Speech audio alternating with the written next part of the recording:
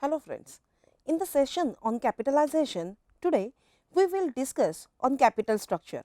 It is a very sensitive issue of every business organization. In earlier session, all of you studied the concept of capitalization. As you know, the capitalization denotes to the total amount of securities issued by a company, while capital structure emphasizes the kinds of securities and the proportionate amounts towards capitalization.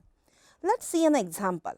This is the liability side of the balance sheet, where equity share capital is rupees 20 lakhs, preference share capital is rupees 10 lakhs, long term loans and debentures rupees 4 lakhs, retained earnings rupees 12 lakhs, capital surplus is rupees 1 lakh, current liabilities rupees 3 lakhs, and hence the total liabilities are rupees 50 lakhs.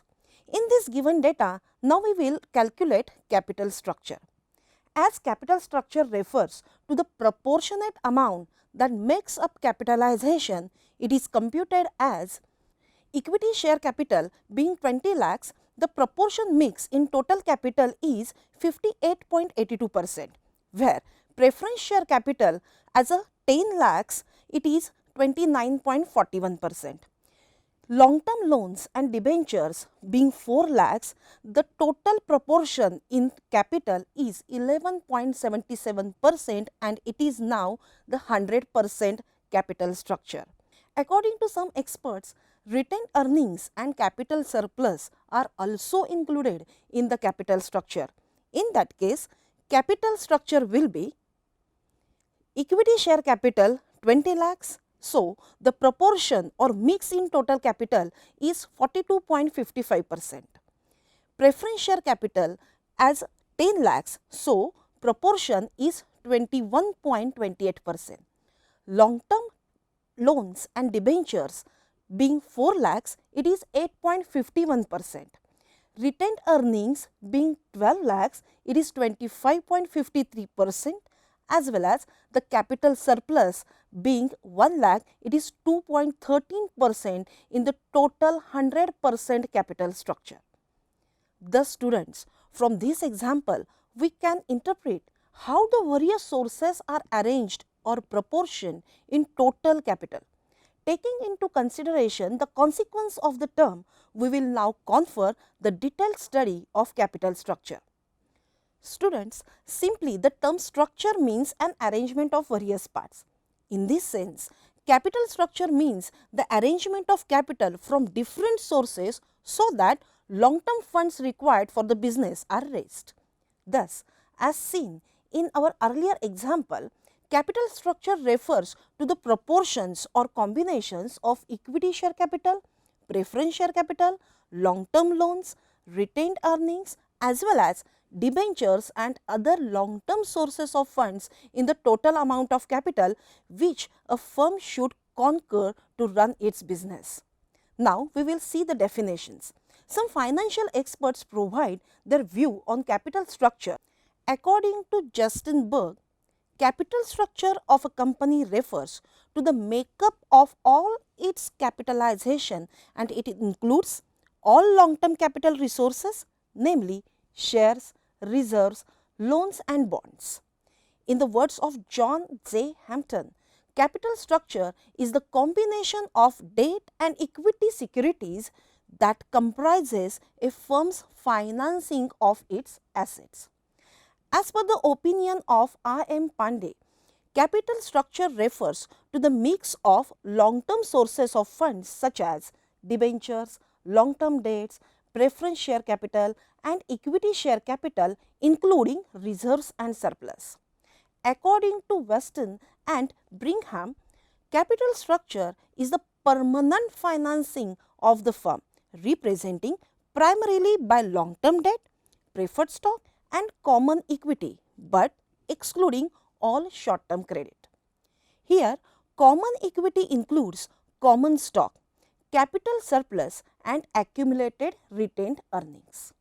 Thus, friends, from these definitions, we clearly see that capital structure refers to the proportionate claims of debt and equity in the total long-term capitalization of a company. Now we will turn to the need and importance of capital structure.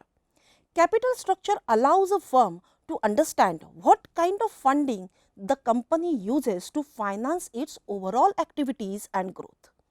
The purpose of capital structure is to provide an overview of the level of the company's risk. The significance of capital structure is describing as increase in the value of the firm. A sound capital structure helps increase the market price of shares and securities, which leads to increase in the value of the firm. Now next is utilization of available funds. A good capital structure enables a company to utilize the available funds.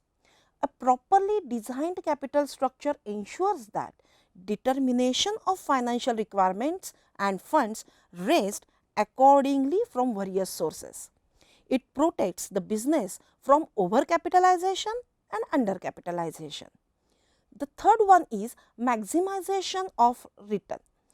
A sound capital structure authorizes to increase the profits of a company in the form of higher return to the equity shareholders. This mechanism is called trading of equity. It means to increase in the proportion of debt capital. If the rate of return on capital employed exceeds the fixed rate of interest paid to debt holders, the company is said to be trading on equity. The next one is minimization of cost of capital. A sound capital structure maximizes shareholders' wealth through minimization of the overall cost of capital. This can be done by integrating long-term debt capital in the structure. When the cost of debt capital is lower than the cost of equity or preference share capital, the interest on debt capital is tax deductible. The next is solvency or liquidity position. Friends, at the same time, a sound capital structure never allows company to raise too much debt capital as in case of poor earnings. The solvency is distributed in compulsory payment of interest of debt supplier. It should be flexible, that is flexibility. It provides expansion or reduction of debt capital so that in changing circumstances, adjustment of capital can be made. Minimization of financial risk. If debt components in capital increases, the financial risk will also increases. A sound structure protects from such financial risk through a sensible component mix of debt and equity. Now, we will focus on optimal capital structure. This is also known as optimum capital structure. An ideal mix of various sources of long-term funds minimizes the overall cost of capital and maximizes the market value of shares is known as optimal capital structure. Ultimately, it maximizes the value of company's shares in the stock exchange with the combination of debt and equity in total capital. It has a great importance in accounting and finance literature. An optimal capital structure should possess these characteristics: simplicity. The structure must be simple to formulate and implement by the financial executives. It is imperative that the number of securities is limited to debt and equity. It should be low cost. It must aim at obtaining the capital required for the company at the lowest possible cost.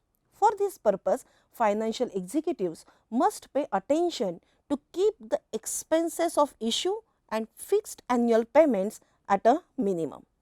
This would help maximize the shareholders' value.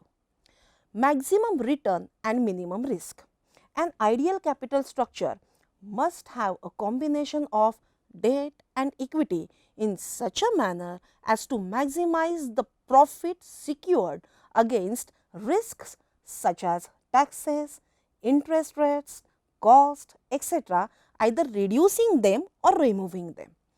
Then the next characteristic is maximum control. The issue of securities should be based on the pattern of voting rights. It must affect favorably the voting structure of the existing shareholders and increase their control on the company's affairs. The next one is liquidity. To attain a high order of liquidity, all such debts that threaten the company's solvency must be avoided. It maintains financial stability. Flexibility. As we discussed in the earlier importance, here also the flexibility is important and significant. The capital structure should be so constructed that capitalization can be tuned with the changing conditions. Accordingly, the firm must be able to either raise a new level of capital or reduce the existing level of capital. The next characteristic is equitable capitalization. The structure must be neither overcapitalized nor undercapitalized. Capitalization must be based purely on the financial needs of the company. An equitable capitalization would helpful utilization of the available capital at minimum cost. Optimum leverage. The company must balance the leverage by issuing both debt and equity at certain ideal proportions. It is best for the company to issue debt when the rate of interest is low. Equally, equity is suitable where the rate of capitalization is high. Practical constraints in designing optimal capital structure. Students, even though there is optimum capital, there are certain practical constraints. So, it is the ideal practice for the company to maintain debt equity proportion at optimum level. But in practice, reaching this level is difficult task due to several limitations appearing on the way of implementing that structure. First is the optimum debt equity mix. It is difficult to ascertain. The market value of equity shares rarely affects due to change in debt equity mix. So, practically there cannot be any optimum capital structure. Market value of equity shares will fall due to increase in the risk of debt and it is very difficult to measure. Hence, it is difficult to find an optimal capital structure. It is impossible to predict exact amount of decrease in market value of equity shares. Thus, students, the term appropriate capital structure is more realistic than the optimum capital structure. So, what would be the pattern of capital structure? There are four fundamental patterns of capital structure. They are exclusive equity, the second is equity and preferred stock, third is equity and bonds, and the last one is equity, bonds and preferred stock. Now, we will turn to fundamental principles of capital structure decision. Any decision concerning the capital structure of a firm is guided by the fundamental principles. Cost principle. The cost of capital of a firm is greatly influenced by the amount of interest to be paid to its debenture holders in a particular period. Control principle. The finance manager, while making a fresh issue of capital funds, should ensure that the control of the existing shareholders remain unaffected. Return principle. The kind of capital source chosen must be secure. In the context of risk, equity stands a fair chance of being included as a part of an efficient capital structure. Flexibility principle. The terms and conditions of raising funds must be flexible. Timing principle. The quality of decisions depend on the time at which the capital funds are either raised or returned. Accordingly, in prosperity period, equity shares should be issued to raise resources.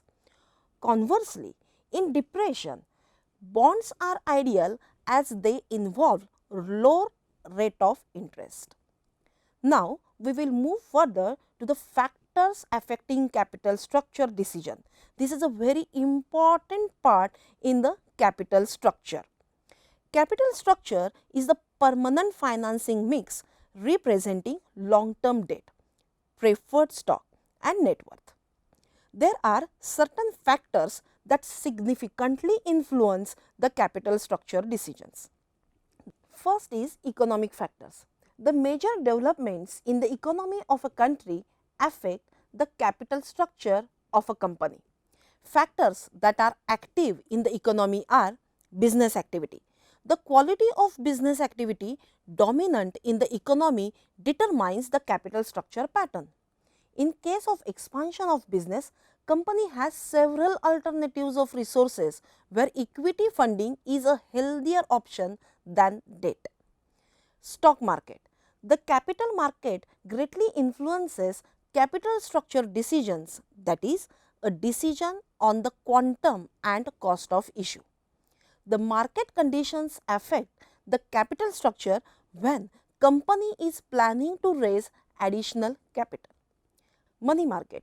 Insufficient supply of funds in the money market, company may depend on debt.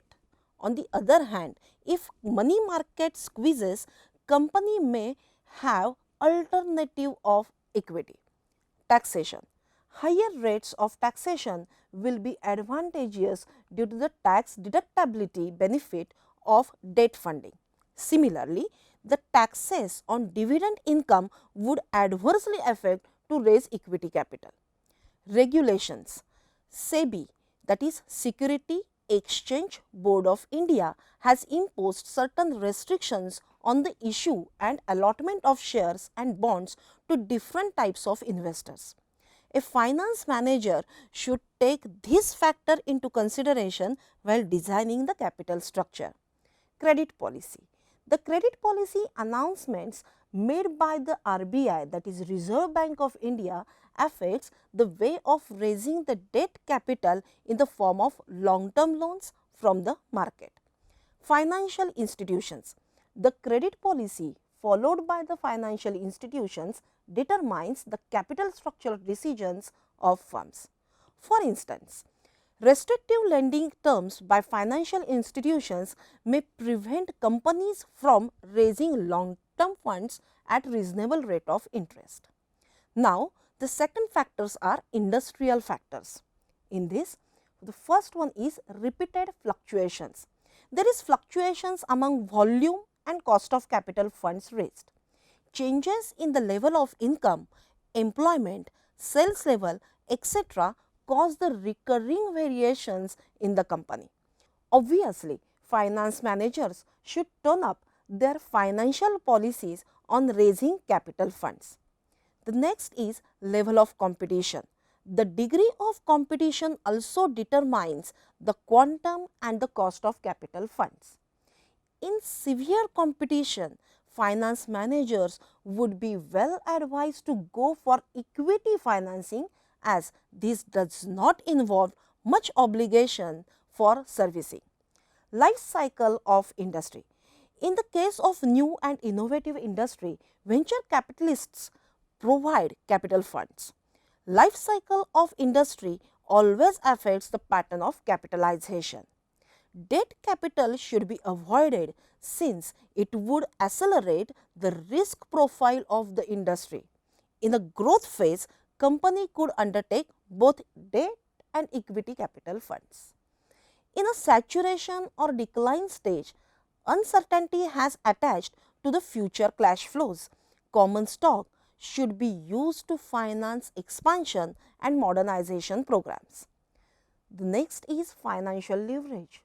The financial leverage employed by the company depends upon the risk-taking ability. It refers to the use of fixed cost securities to raise return of equity shareholders. Cost of capital. If the existing cost of capital is already high, the company will go for low cost sources of funds, otherwise can procure funds from high cost sources. The finance manager must consider cost of each source of capital while designing the capital structure. The last part or last factor is company factors. These are special features, that is size of business. Capital structure decisions depend on the size of operations. Small firms may insist debt funding whereas large firms have an ideal mix of various capital funds. It would help to minimize the cost and maximize returns to shareholder. Age of company. New companies will be uncertain about the volume of business, hence have limited options of capital structure. In comparison, existing companies with good earning may be in the comfortable position of tapping any source depending on the leverage advantage. The next is form of organization. Small tradership and partnership firms need a small amount of capital. On the other hand, the company commands an easy and uninterrupted access to the capital market. It is therefore possible for them to choose a wide variety and combination of capital funds at minimum costs and maximum returns. Stability of earning. A company with steady and good earnings can avail both debt and equity capital funds, even a slightly higher volume of debt.